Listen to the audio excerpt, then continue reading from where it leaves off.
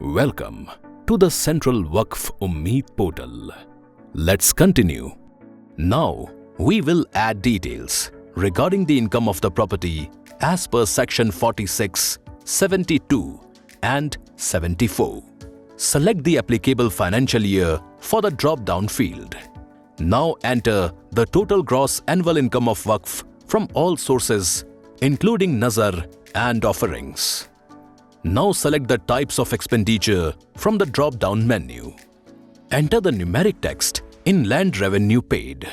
Now click on Upload and choose the file supporting the document.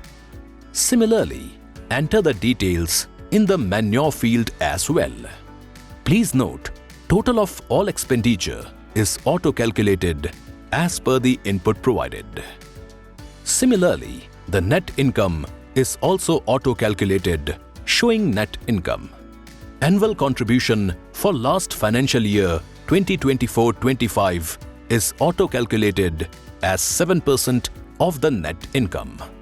Now enter the amount in INR for actual annual contribution paid to Waqf board. Click on Yes or No button to state whether annual audit of account of Waqf property completed or not. If yes, upload the audit report in the PDF file format. Let's continue with the government land formation details. Click on Yes or No button to indicate whether the Waqf property is classified as government-owned land or not. Whether government has encroached the Waqf property or the Waqf has encroached the government land. If yes, enter the detail.